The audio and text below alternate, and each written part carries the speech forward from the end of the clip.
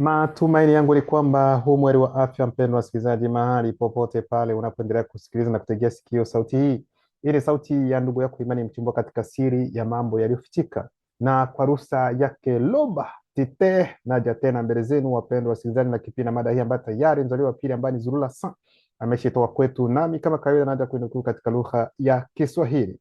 Ndugu zangu nyote, mnajua kwamba watu wengi sana katika hali inayoonekana wanaongelea jua. Baadhi wanaabudu jua kwamba ni Mungu wao, kwa sababu wanasema kwamba Mungu ni jua. Kwa hiyo walio wengi wanaleta nadharia mbalimbali kuhusiana na swala la jua. Ndio maana tutaenda kuongelea kuhusiana na kuzaliwa na uumbaji wa jua. Ndugu zangu, kama gisi mnavyoona, kwa kweli maswali nimeshayapokea mengi sana, kama gisi nilivyosema, neno likiruhusu Ijumaa za Jumamosi nitatoa video kwa ajili ya kujibu maswali ambayo mmeuliza, kama gisi nilivyosema. Basi ingawa sitajibu zote, nitakuwa na katika vipengele mbalimbali ili kuingia kiundani kidogo kuhusiana na maswali yenu, lakini maswali ambayo mimi mwenyewe najua kwamba haya ni maswali ambayo ni kwa sababu ya ujanja au aweza ubishi, aweza kupenda kushusha watu wengine, hilo mimi sitajibu na nayajua lakini yule ambaye anapenda kujua kwa sababu anapenda tu kujifunza, sasa yeye alielewa hivi, sasa nafikiri labda ilikuwa hivi, haina shida, tutajibu kulingana na uwezo ule ambao neno tatusaidia. Kwa hiyo ulio na maswali yoyote yale usijali. Kwa hiyo ndugu yangu, wewe ambaye uko Uganda, ambaye unasema kwamba una swali lako ambalo halijibiwi kila wakati, nafikiri nimeshawahi kulijibu, lakini haina shida, nitalijibu kwenye video ambayo itakuja, maana ni swali ambalo ni muhimu sana kwako, na ni kweli hata mimi nilikuwa hilo swali wakati nilipoanza tu kujua ukweli, hilo lilikuwa ni swali langu karibu nafikiri la kwanza kuuliza. Kwa hiyo najua umuhimu zaidi sana wa swali hilo. Kwa hiyo sitaliongelea hapa, lakini neno likiruhusu, siku ya Ijumaa nitatoa video ambayo ni maswali na majibu. Mkiona tu maswali na majibu, yani majibu yako hapo kuhusiana na maswali ambayo umeyauliza. Kwa hiyo ndugu zangu, tunaendelea sasa hapa kuhusiana na kuzaliwa na uumbaji wa jua, maana tumeshagusia kuhusiana na kuumbwa kwa mwezi, namna gani nyota pia zilivyoumbwa. Sasa hapa tunakamilisha kabisa kuhusiana na uumbaji wa jua, na wanasayansi wao watajaribu tena kama kawaida yao, watajaribu kuongea namna nani jua lilivyotokea, namna jua lilivyoundwa. Wataongea kama gisi mnavyojua kwamba wanaongea mambo yao ambayo hayana vithibitisho, wanaongea tu kwa sababu ya kuongea, lakini sisi tutaenda kuambia kile ambacho kipo kulingana na ukweli wenyewe. Kwa hiyo ndio maana kabla ya kuendelea katika mafundisho na kuingia ndani ya kitabu hiki cha ajabu ambacho ni Kala Tandemsi, ambacho unaweza ukaagiza kupitia les editions zululasan.com, tutaenda kwanza kuangalia ni namna gani wao wanasayansi wanavyosema kuhusiana na mwezi. Sio mwezi, jua. Sasa kwa nini wanasema kuhusiana na jua?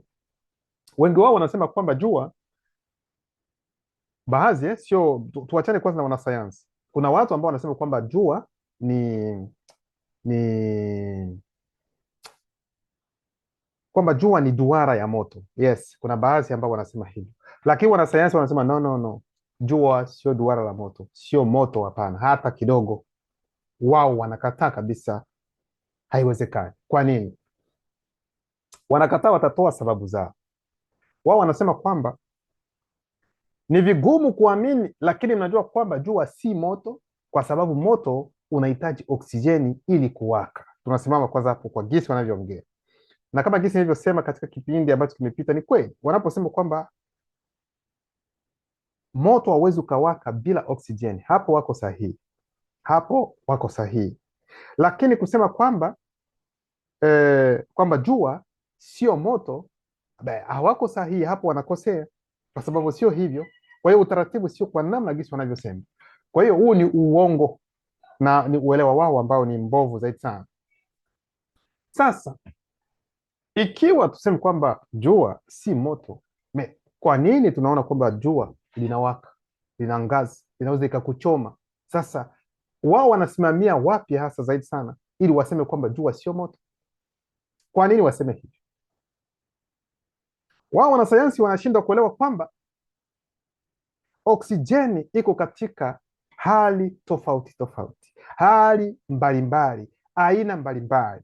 Sasa katika ukubwa wa ulimwengu ni kweli hakuna oksijeni, hiyo ni kweli, na ndio maana wao wanasema kwamba jua haliwezi kuwaka, kwamba jua sio moto, kwa sababu ili kwamba jua lipate kuwaka lazima kuwepo na oksijeni, na tunajua kwamba katika ulimwengu hakuna oksijeni.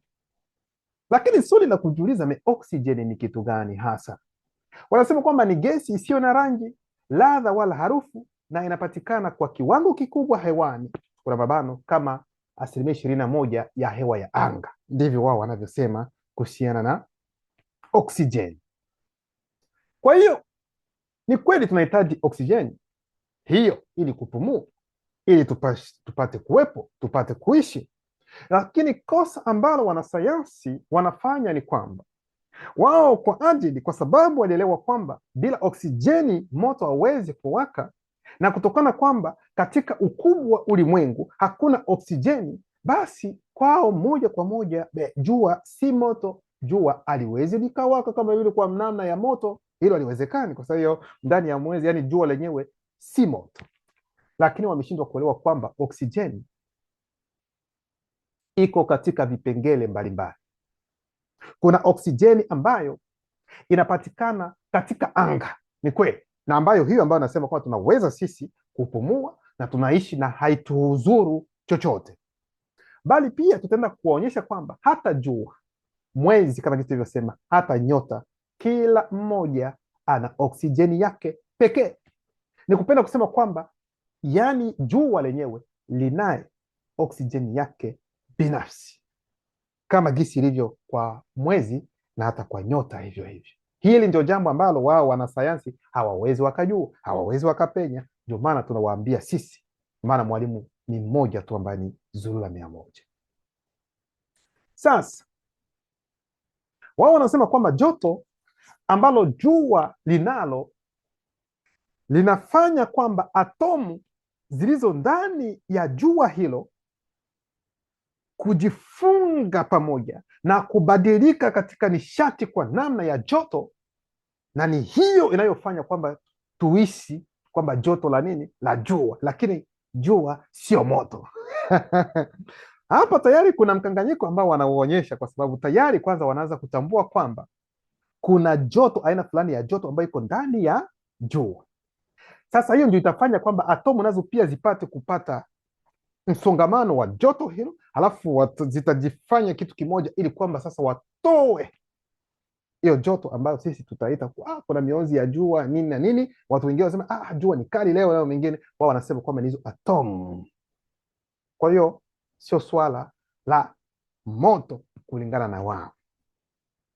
Hapa tayari tunaona kwamba kuna aina mbili za joto, na ni mkanganyiko tayari kwa hawa wanasayansi, kwa sababu tayari tumeshaona kwamba kuna jua lenyewe ambalo lina joto lake, lakini pia lile ambalo litafanya kwamba atomu nayo pia ipate joto, na halafu baadaye mionzi watu wapate katika hali hii inayoonekana katika dunia hii. Mnaona kwamba tayari hapo kuna mkanganyiko kati ya hao wanasayansi. Kwa hiyo wanasayansi wao watatumia maneno yao kama jinsi mnavyojua, ili kuwavuruga kabisa sana wale wasio na elimu hiyo. Watatumia majina magumu magumu ambayo mtasema kwamba wow, hawa jamaa wamesoma kweli kweli, lakini ukiangalia kiundani hawajasoma chochote. Ni maneno tu, wanajua namna gani ya kutumia hayo maneno ili kufikiri kwamba watu wengine wafikiri kwamba ni hivi. Basi ndio maana sasa sisi, hayo tulikuwa ni utangulizi, tunaingia sasa katika ukweli wenyewe uhalisia ndani ya Clarton DMC. Mafundisho yetu kama kawaida yatakuwa na vipengele mbalimbali. Kipengele cha kwanza kinaongelea kuhusiana na Mudima Bambe Way, yani roho msimamizi wa jua, kwa sababu natakiwa kuelewa kwamba nyuma ya kila kitu kuna roho. Yes, nyuma ya kila kitu kuna roho, na watu wakijua kwamba nyuma ya kila kitu kuna roho, hapo ndipo wataelewa mafundisho vizuri, na wataelewa ni nini ambacho kinatendeka katika maisha yao zaidi. Kwa nini hiki hakieni? Kwa nini hiki kiko hivi? Tunaenda katika kitabu cha Ufunuo wa Mormon, yani BBCD ya Mormon, yani ufunuo wa Sulemani jinsi wanavyosema.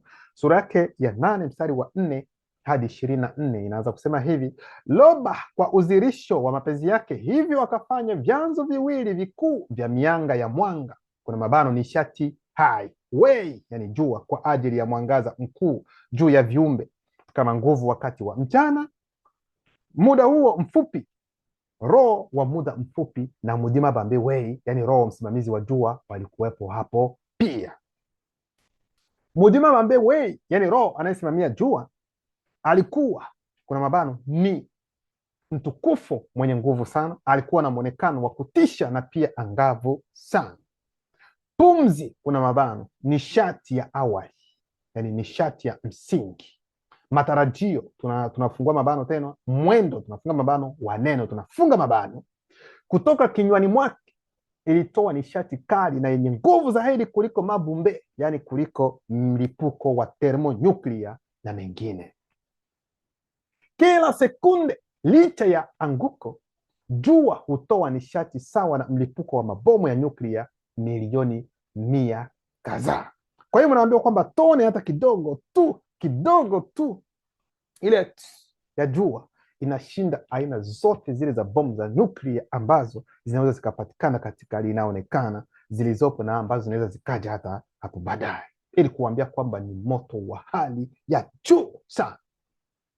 Kwa hiyo hapo tunaongelea kuhusiana kwamba na roho msimamizi wa jua, ili kuambia kwamba ni yeye aliye nyuma ya yale ambayo yapo, kwa sababu nyuma ya kila kitu kuna sheria, na nyuma ya sheria tunaona roho huyo ambaye ni Mudima Bambe Wei, kwa sababu jua haliko hapo tu kwa sababu lipo tu lenyewe tu, no, linafuata. Kwa nini? Inapokuwa asubuhi linachomoza, tunaona, halafu usiku najizirisha. Mambo kama yote ni nani anayefanya kwamba awe ipate? Kwa sababu nyuma ya kila kitu kuna roho ambaye anasimamia hayo mambo.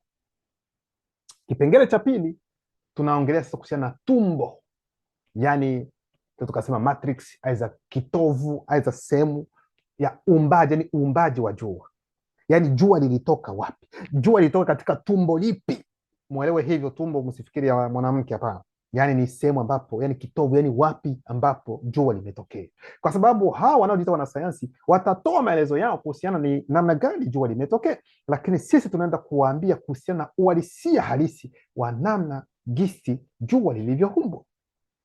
Ndio maana naendelea kusema kwamba udhihirisho wa mapenzi ya Tete ulichora, kuna mabano, ulidhihirisha, ulifunua, tunafunga mabano, duara kwenye moja ya mianga zisizo na umbo ambazo ulikuwa umeziumba, yani udhihirisho huu wa mapenzi ya Tete hapo awali kutoka kwa maji ya msingi. Kwa hiyo tumbo, matrix, kitovu ambapo jua nalo pia limetoka ni ndani ya maji, maji ya kwanza, maji ya msingi, maji ya awali ambayo ni Madiba Ebaiti, kama gisi ilivyokuwa kwa mwezi na hata pia kwa nyota. Kwa hiyo udhihirisho wa mapenzi ya Tete ulichora kwenye hayo maji ya msingi, ili kwamba duara lipate kutokea, kwa sababu jua nalo pia ni duara. Hapo ndipo chimbuko la jua pia. Kwa hivyo udhihirisho wa mapenzi ya Tete ulichora miduara kadhaa ya ukubwa tofauti, kuanzia ndogo hadi kubwa zaidi, ambayo ilirundikwa moja juu ya nyingine, kuna mabano, kwa upana. Maana yake ni nini? Yani baada ya kuchora hilo duara ambapo itakuwa ni umbo la mwezi, pia ndani ya umbo la jua, kumrazi, pia ndani ya jua hilo, ndani ya umbo hilo kutachorwa tena miduara mingine tena ilikuwa na miduara mingi. Kwa hiyo yani jua pia lina tabaka mbalimbali ndani mwake. Nafikiri hapa mnaelewa vizuri. Chanzo kuna mabano cha nishati, cha mwanga, cha joto, cha msongamano na cha nguvu ya kuvutia na ya ajabu, cha nguvu ya mwanga huu unaong'aa kitapatikana katika duara dogo zaidi, yani tongoa nginyawei, yani kiini cha jua, yani ambao unaweza kusema tena gogwa la jua. Maana yake ni nini? Yani wanapenda kuambia kwamba pale ambapo nguvu yani ya nishati, yani ya mwanga, tuseme yani wa joto litapatikana ni kwenye kiini zaidi, yani kwenye chanzo, yani kiini cha jua. Kwa sababu wakati ambapo udhihirisho wa mapenzi ya Tete ulipochora katikati, kulianza kwanza nini? Kulianza kwanza hicho kiini cha jua. yaani ambacho tunaweza kusema gogo la juu, na hapo ndipo kuna joto imoja ya hali ya juu. Sasa kuna tabaka zingine ambazo zinafuata. Nafikiri hapa mnaelewa vizuri. Sasa na hapo ndipo hawa wanasayansi wanasema kwamba hapo ndipo hizo atomu zinapata joto, na hiyo joto inafanya kwamba hilo joto ndio litatoa mionzi ambayo watu watapata. Achana na hayo, sikilizeni kwa makini. Alafu anasema kwa hivyo chembe ndogo kadhaa ziliundwa, kuna mkato, duara ndogo ndogo zilizunguka kila moja kwa kasi kubwa katika duara ndogo zaidi, yani tongoa nginyawe, yani kiini cha jua. Hatimaye ilimalizia kwa kuungana, kuna mabano, yani lata. Tongoa nginyawe, yani kiini cha jua, ilibadilika kuwa mkusanyiko wa nguvu wa kutisha. Unaona gisi inavyoelezea, gisi wao wanavyosema tofauti sana. Kuna mabano wa kushangaza, wa kuvutia na wa kutisha, ikichukua mwonekano wa mvuke, kuna mabano gesi, hadi ikaunda duara kubwa la moto. Hivyo ndivyo namna gani jua lilipoumbwa na kuzaha na kutoka namna gani kutoa hiyo joto na hadi huo moto ambao upo ndani ya jua lenyewe. Yes. Kwa hiyo mnatakiwa kuelewa kwamba ili joto halikutoka tu kwa sababu la kutoka tu, aiza moto au kutoka tu kwa sababu kutoka tu, no, ni kwa sababu hizo taarifa zilikuwa tayari ndani ya maji yao ya awali. Ndio maana nawaambia kwamba ikiwa ni gesi, ikiwa ni joto, ikiwa ni moto, ikiwa ni nini, kila kitu kimo tayari katika maji hayo ya msingi. Ndio maana nawaambia hata unapokula tunda, ule embe, ule utamu, ile maji ya embe yale tayari, naweza nikawaambia kwamba yametokana na maji ya msingi, kwa sababu hayo maji yapo tayari. Lakini sasa maji haya yatakuwa kwa sababu ya embe, ili watu wale isiwaangamize, lakini kutakuwa maji mengine ambayo ni gesi, ni maji pia, gesi ni maji pia.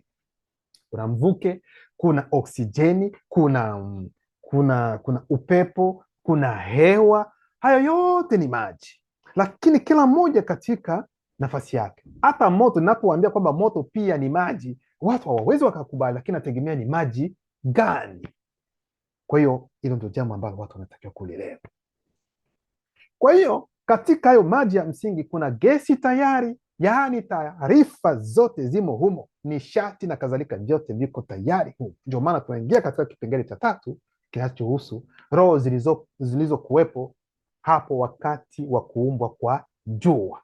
Kwa sababu niwaambia kwamba nyuma ya kila kitu kuna roho. Sasa kuna aina gani za roho ambazo zitakuwepo katika kuumbwa kwa jua? Maana unatakiwa kuelewa kwamba roho ambazo zitakuwepo katika wakati huo, mjue kwamba kuna vipengele vyao nao pia ambavyo vitapatikana ndani ya jua. Sikilizeni kwa makini. Ndio maana naendelea kusema kwamba kitovu cha duara hili la moto, yani kiini, kilijibadilisha ndani ya sekunde chache kuwa nishati, kuna mabano, roho wa sekunde. Kuna roho. Ndio maana nawaambia kila kitu nyuma kuna roho. Kuna roho wa sekunde, kuna roho hata msimamizi wa kucha, kuna roho msimamizi hata wa jicho, yani kila kitu kuna roho nyuma yake.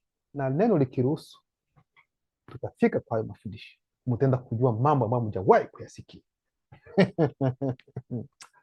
Roho wa sekunde, roho wa nishati safi, na roho anayesimamia oksijeni, roho msimamizi wa dibudulawe, yani gesi, kaboni, nitrojeni, hidrojeni. Katika miaka milioni kadhaa wazungu wataita moja ya gesi hizi heliumu.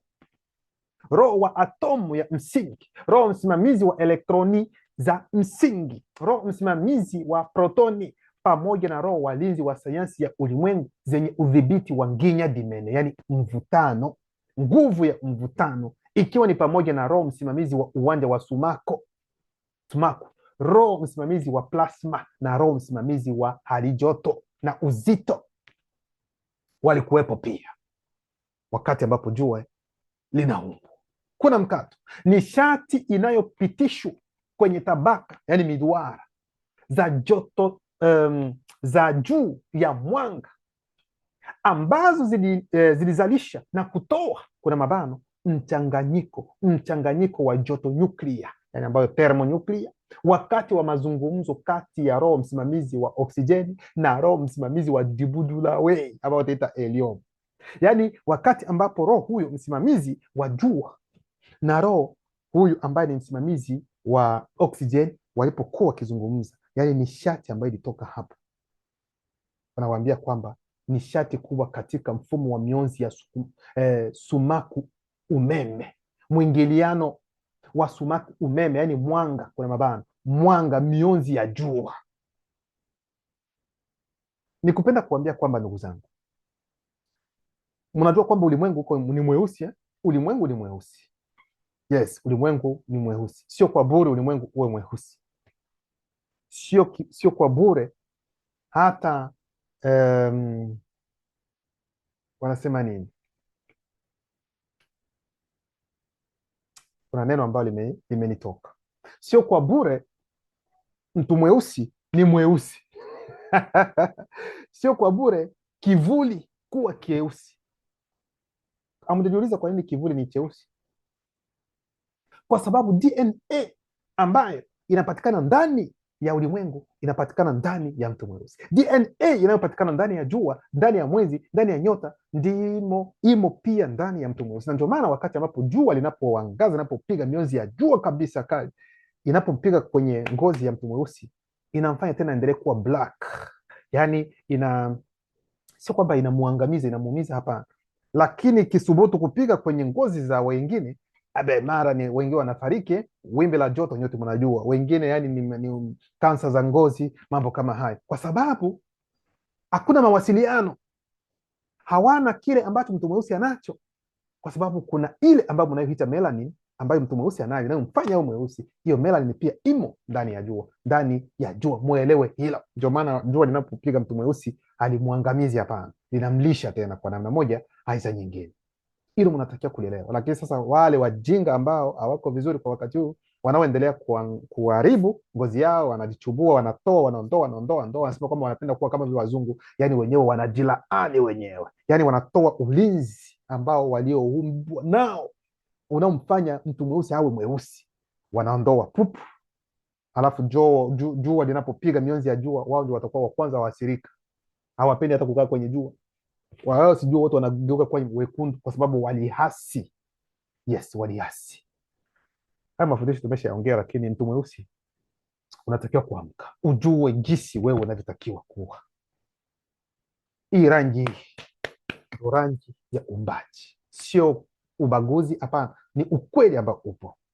Yes, rangi zingine zote hazikuwa kwenye utaratibu ule wa umbaji, hazikuwepo, lakini zimetokana na anguko. Yes, ndio maana kaka zetu wote wa kiroho wote ni weusi, lakini weusi sio wa anguko, ni weusi wa kabla ya anguko. Kwa hiyo wanasayansi ambao wataongea mambo mengi sana kuhusiana na jua, kwamba jua sio moto, hakuna moto, hakuna nini, mimi napenda kuambia kwamba mwalimu ni mmoja tu ambaye ni Zulula 100, mzaliwa wa pili. Jua ni bahari ya moto katika umbo la duara. Hivi mnaelewa vizuri? Yani jua ni bahari ya joto, yani ya moto. Jua ni bahari ya moto, lakini hiyo bahari iko katika umbo la duara. Jua lina oksijeni yake ndani mwake yenyewe.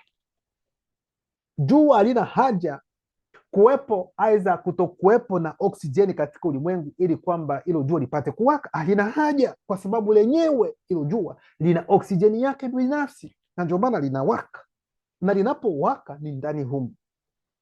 Sasa kwa mfano linapokuwa linaona, sasa unaona ile kidogo ya nani ya juu ya nani ya ambayo nimesema kwamba jua likifanya kwa mfano tupu,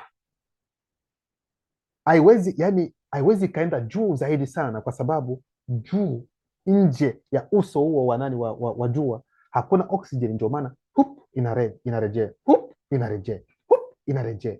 Hicho ndio kitu ambacho mnatakiwa kukielewa ndugu zangu. Unaona? Kwa hiyo jua lenyewe lina oksijeni yake, na ndio maana moto unawaka ndani. Yani sio kwamba moto unawaka niseme namna gani, yenyewe jua lenyewe ni moto wenyewe. ni bahari ya moto, ni bahari ya moto, mulielewe vizuri. Sasa ndani, kama jinsi nilivyosema, kuna aina mbalimbali za oksijeni katika vipengele, katika vitu mbalimbali. Sisi watu tuna oksijeni ambayo tunaipumua, ambayo iko katika anga, tunaipumua, hiyo haitufanyi matatizo. Ndani ya maji kuna oksijeni pia, ndio maana viumbe vya majini vimo humo ndani, vina aina yao ya oksijeni. Ndio maana kuna aina za samaki ukimtoa nje, akikaa muda kidogo anafariki kwa sababu hana oksijeni ambayo imo ndani.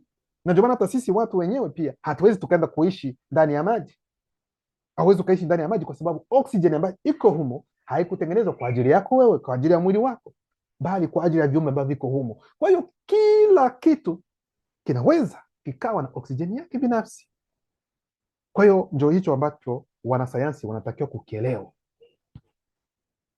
Kwa hiyo ndio maana yani tuseme joto la jua halina haja ya kuwepo na oksijeni ndani ya ulimwengu ili kwamba hilo joto lipate kupita hadi lifike litupe mionzi yake katika hali inaonekana katika dunia.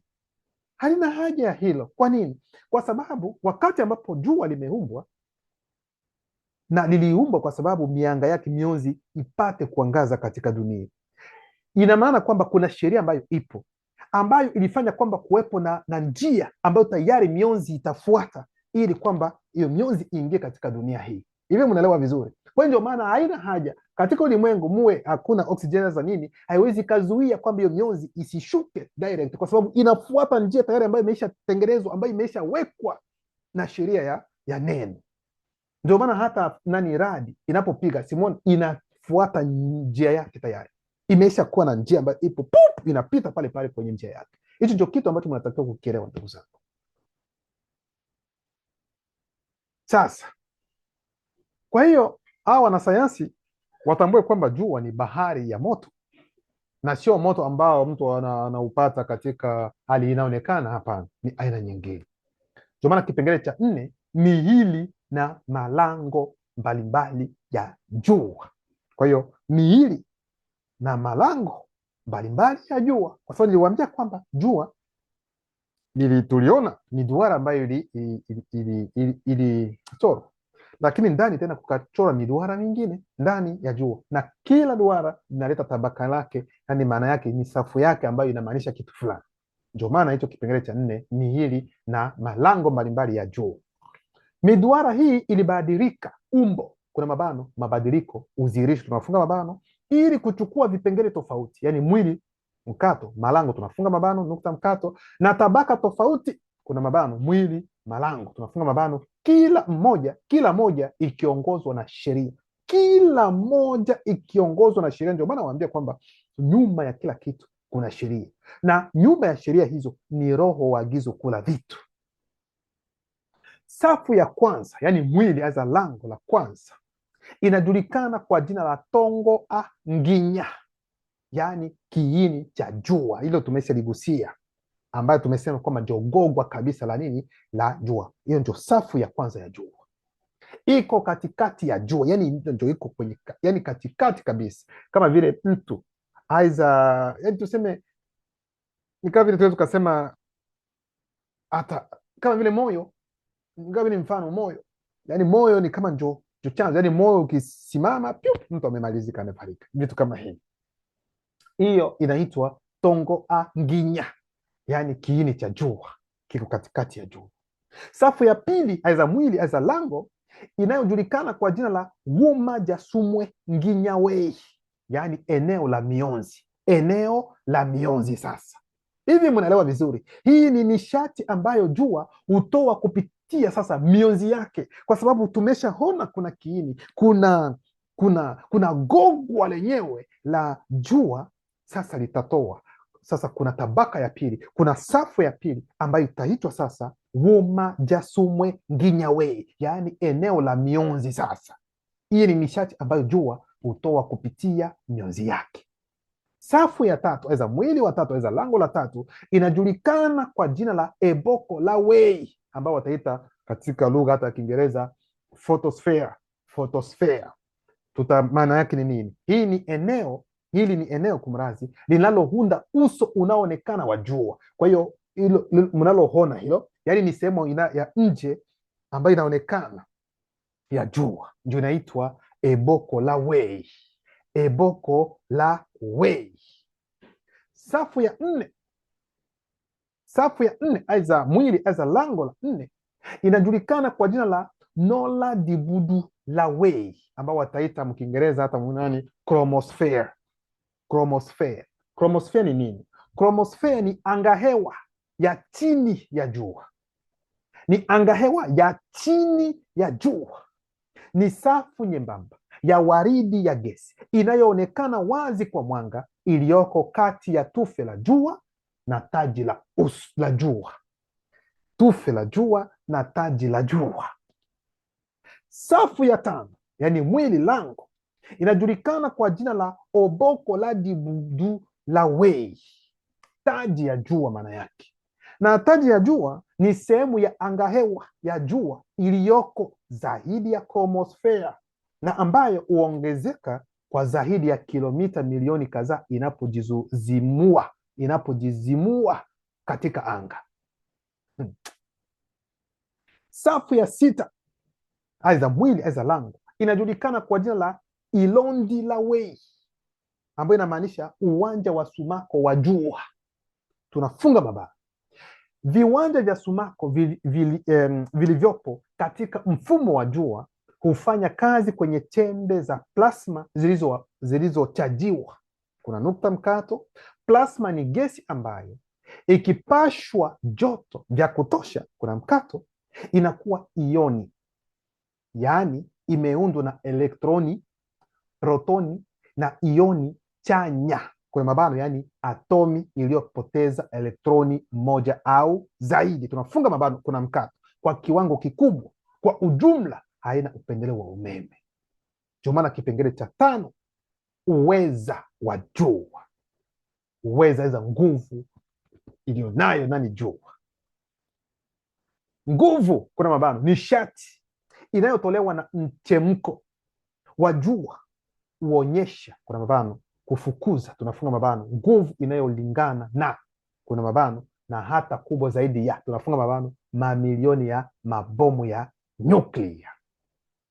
Mabumbe, yaani bomu thermonuclear, ni matokeo ya athari ya nyuklia inayopatikana kwa kuunganisha vihini vya atomic kwa kiwango cha juu sana. Nishati inayozalishwa na jua ni sawa na mlipuko wa mabumbe, yani mabomu za thermonuclear, bilioni kadhaa ya megatoni moja kwa sekunde. Hivyo atomu za hidrojeni huchanganyika, kuna mabano, kulingana na sheria iliyowekwa. Tunafunga mabano, ili kuleta atomu ya dibudu la wei ambao wataita helium. Licha ya uweza kuu wa jua, roho za agizo kuu la vitu zina nguvu na uweza wa kupenya ndani ya mwanga mkubwa, kuna mabano, yani jua, na hii bila uharibifu. Maana yake ni nini? Yaani tumesema kwamba jua ni bahari ya moto, lakini pamoja na uwezo na nguvu hiyo, roho za agizo kuu la vitu ambao ni kakao zetu wana uwezo wa kuingia ndani ya jua na bila kupata madhara yoyote. Ndio maana kitabu cha BBC, yani Ufunuo sasa wa Lakisabe ambao teta wa Yohana, sura yake 19 mstari wa 13 inasema hivi: nami nikaona namuloloma, yani malaika mmoja amesimama ndani ya jua, amesimama ndani ya jua, kuna mabano, mujima bambe wei, yani roho anayesimamia jua alikuwa pale. Tunafunga mabano. Naye akapaza sauti kwa sauti kubwa, akiwaambia roho zote waliokuwa wanaruka katikati ya ulimwengu, njooni mkusanyike pamoja kwa ajili ya karamu kuu ya mudima bekokisedi, yani roho, kuna mabano, roho walinzi wa ufahamu wa ulimwengu, kuna mkato, roho wa makundi ya nyota, roho zenye uso za fahari, roho zenye uso za simba, roho zenye uso za dubu, na roho za vita zilikuwepo pia. Hapo mnaelewa vizuri kwamba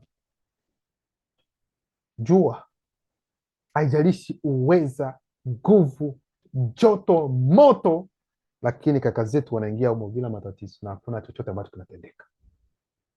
Ndio maana Ufunuo wa Mormon sura yake ya 8 mstari wa 25 inasema sheria pia ilitolewa kwa mwanga mkubwa, yani jua. Jua ni kubwa sana na kanuni yake ni kali sana kiasi kwamba ingechukua mamilioni ya miaka, kuna mabano, kutoka vuli inayoonekana, tunafunga mabano, kwa nguvu yake, kuna mabano, nishati, nguvu, tunafunga mabano, inayozalishwa katika kiini chake, yani mwili, lango, kusafirishwa, yani kuinuka hadi juu ya uso. Ndugu zangu, hayo yalikuwa tu ni mafundisho ya kuonyesha namna gani pia jua lilivyoumbwa. Kwa hiyo nadharia zote, zana zote ambazo wanasayansi wataleta kuhusiana na namna mwezi ulivyoumbwa, nyota zilivyoumbwa, jua lilivyoumbwa, nadharia hizo zote ni za uongo tu. Ukweli ndio huu ambao uko hapa na nyote mnashuhudia. Loba anaendelea kujitukuza.